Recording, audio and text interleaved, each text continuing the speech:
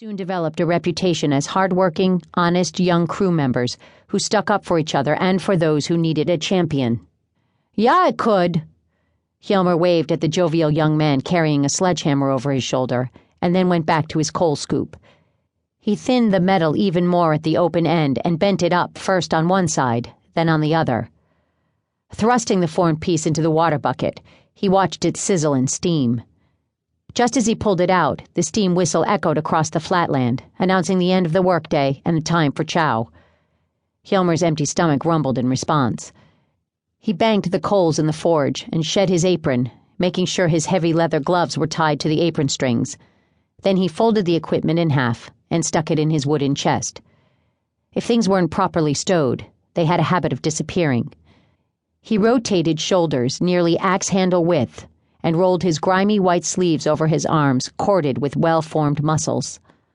Arnie, his bellows boy, finished dropping all the tools into their proper slots around the forge bed, and the two leapt to the ground.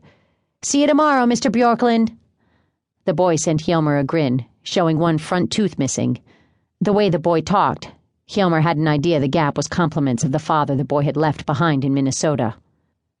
Away from the sweltering heat of the forge, the cold wind knifed through Hjelmer's black wool coat. He wished he had one of sheepskin like some of the other workers. The leather outside and the wool turned in made for better wind protection, and with nothing between the camp and the northerners howling across the prairie, he knew he would soon need added protection. He pulled a black wool watch cap farther down over hair that had deepened over time from tow-colored to the amber of honey left late in a bee tree. Thoughts of the snug soddy he'd so reviled last spring when he arrived from Norway made him shake his head. So much he had learned in the last 6 months. Those at home in Nordland would never believe half of it if he told them. That thought prompted a twang of guilt for not writing his mother.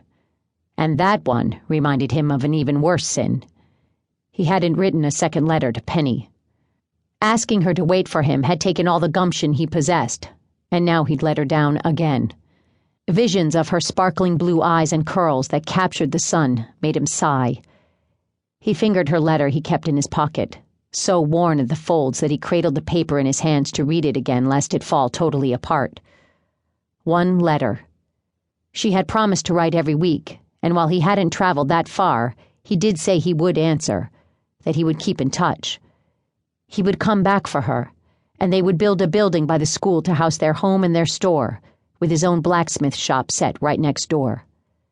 He wondered if they had built the school yet. And who was the father of Mary Ruth Strand's baby? One thing he knew for certain. It weren't him. Accusations by her or no.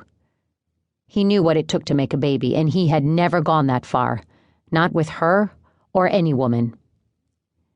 "You look like you lost your last friend." Leif clapped him on the shoulder. "And I know you didn't, 'cause I'm right here." As short and stocky as Hjelmer was tall and broad of shoulder, Leif laughed at his own joke. Life, according to the Gospel of Leif, was one long, continuous joke, the kind that if a man didn't laugh he might never quit crying. When he threw back his head and laughed, summer mink curls bounced on his forehead, the combination attracting broad smiles from anyone present, especially those of the women, young and old alike. "Yeah, you are." Hjelmer broke into a jog to outrun his biting thoughts. "If we don't hurry, the food will all be gone." They dodged in and out of the line of men plodding toward the cook car. Kerosene lanterns hung from the boxcars to light their way. Just as they stepped inside, a peal of thunder shook the sky, and the clouds let loose a deluge, as if they'd just turned a heavenly bucket upside down to drench those foolish enough to have dawdled. "Just in time," Hjelmer said, whipping the hat from his head and stuffing it into his coat pocket. Rosy lantern light softened the bare tables lined with benches and the life-hardened crew taking their places. With the workday finished, laughter bounced from the smoke-gray wooden walls to meld with voices loud enough to be heard above the noise. It was nearly impossible for anyone to carry on a conversation lest they be side by side. Young boys toted steaming bowls of vegetables and platters of meat from the cook car to the front of the dining car, if it could be given such a dignified name. Most called it the cook shack. Serving only 2 meals a day, the cooks fixed enough food to feed twice as many men as the crew, and the food always disappeared before the late arrivals got enough. The two were